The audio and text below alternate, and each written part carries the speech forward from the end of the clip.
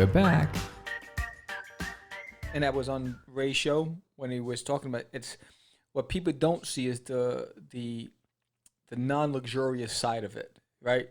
It's the studying, understanding, the coding, the designing, all of these images that you see, all that stuff. That's the back end, right? This right now is the best part of it. That's the reward. But the hustle on the back end is just fine tuning it, even the look of the page.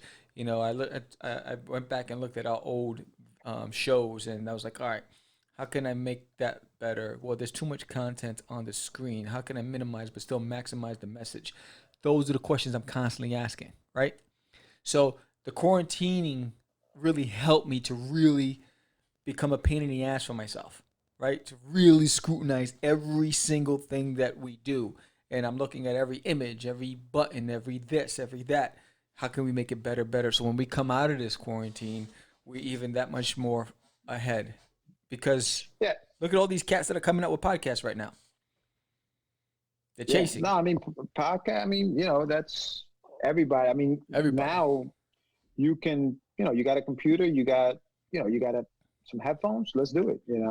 But I think that, and like everything, I think that you learn from your peers too. Yeah. Not everything is just, oh, I'm going to learn it online. You learn from your peers. Big shout out to Jose JD Calderon, who if you check out his podcast, he'll tell you, okay, I'm going to have this show in 2 days. In 2 days, come back and check that out. Right. So we've incorporated that into the show now. So if you look at it now, you'll get an advertisement saying, oh, we're going to have this guest. Yes. When you hit that link, it goes right to their Yes.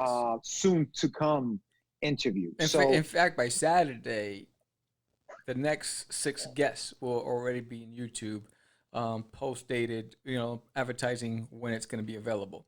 See, Right. we did that on Facebook with the calendar. So Facebook allows you to do an event calendar. So it's already, it was always there, right? But what I like about YouTube, that it allows you to save that alert. And then when it's getting ready to launch, it has that countdown, which is pretty sweet. Yeah, that's cool. That's cool. And that's what I'm saying. Like that's the type of stuff you learn from your like you said, like I said, your peers. Like they're doing something, and they're like, oh, that looks cool. Let's try that, and vice versa. I think that's how it works. That's the creative process. Right, but that's also part of what I was saying, because not only that, I'm looking at every podcaster out there, and I'm watching the video content. I'm watching their message. I'm looking for, what works for them, what doesn't work for them, their lighting, their backdrops. Like I'm looking at everything. So I'm looking at the competitors, the competition, as well as just the information that's out there. Because you learn from the competitors. I told you when I saw that, I was like, oh, look at that. I didn't realize I can do that. And I was like, oh, look at that.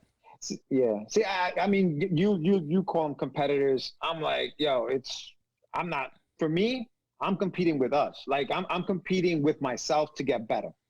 I use that. I use what I see from others to make myself better. But at this point, I'm to me, I'm like, and you're doing a great job at enhancing it, using what you're using, and it works for everybody. It works for everybody. I think that the beauty of a show like this, for example, right? And I was watching that interview with Ray, is that you are being watched, in a sense, right?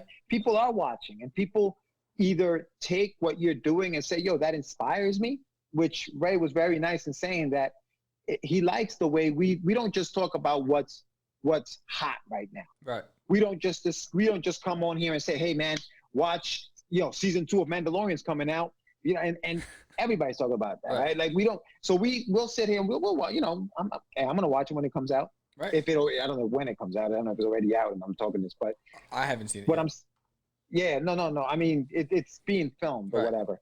But what I'm saying is, he said, we're not just doing that. We're actually doing something different, in a sense where, like, for that guy who's coming up, who maybe has questions about how the hell do I navigate, we provide that information. Yes. And I think that, and then at the same time, we also, for example, Serain coming on today, independent, musician, doing his own thing.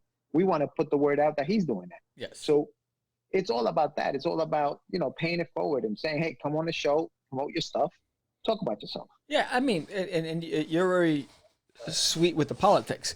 I'm not that political guy, right? So I agree with you. I agree with you. I agree with you with regards to even if you are a competitor, because we want you on the show as well. But for me, I look at it that way because it's those guys out there that fuel my that give me the coal to fuel the engine, because I'm like, oh, look at that. Oh, and I'm like, all right, how did that happen? Oh, how did he do that? Well, how did he get that effect? But I'm looking at that because that's what, and I call them competition because that's what drives me. And I've Right. it's always been from the moment, even It's in you school, personally. it's Yeah, me. it's your drive. Yeah, it's your Yes, drive. yes. That's what I'm saying. I'm not being political. That's just the way I feel. Right. You feel differently. That's your drive. For me, it's about, yo, let me see what you're doing. It's not, to me, I don't look at it as competition. For you, it is, because that's your drive. Yes. That's what gets you up in the morning. Okay, who am I competing against today? Yes. You know what I mean? So that drives you, and that's that's your drive. It's that's one of how you those do things things. where like I open the door and there's like a million zombies outside. That's the competition. That's how I look at it. It's like you're overwhelmed with competition. I'm like, wait, it's what? like, where did you start? Right? They're everywhere. Right? So that's for me. It's like, all right. So then it's like, who has the loudest voice? Okay, good. I want to see what they're doing. That's who is the rising star? What are they doing? Why are they rising so fast? Who had longevity? Why did they have longevity? So those are the questions I ask myself all the time. It's like trying to understand the science behind these groups and their successes. You know what I mean? Yeah, right. Because for me, it's a constant education, and that's where I get hungry with knowledge. It's like I was telling you about, even with the equipment, how I realized I learned how to do a specific thing with my Stream Deck, and I was like, I was like a kid in the candy store. You know what I mean? Yeah, That's the stuff that gets me excited. Yeah. No, and that's how, I think that's how you grow too. Like you can't be stagnant. You can't just say, well, I figured it out and that looks good enough. I think I'm good with that. Let's roll with that for a while. Nah, let's make it better. You know what I mean? How can we make that better? How can we make that more, better to look at? For example, on the eye, is it too busy? Is it,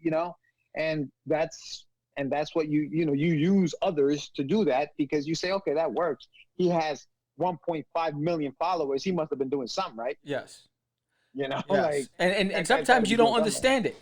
That's sometimes you just don't understand the allure, right? You're like, you know what I'm saying? Because it might not be your cup of tea, but it's working for that, and they found a niche, right? Yes. So it's like understanding. Yeah, that's not something that I'm into, but what can I take from that success and apply to what I'm doing, if anything at all? Because sometimes you just like, well, it's just not my avenue. I'm gonna go on this. I'm gonna go over here.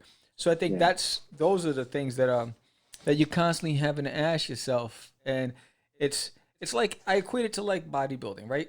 When you first start working out, your goal is to be able to, when you first walk into a gym and you haven't been in the gym ever, you don't want to look at knucklehead, right? So your goal is don't embarrass yourself, right?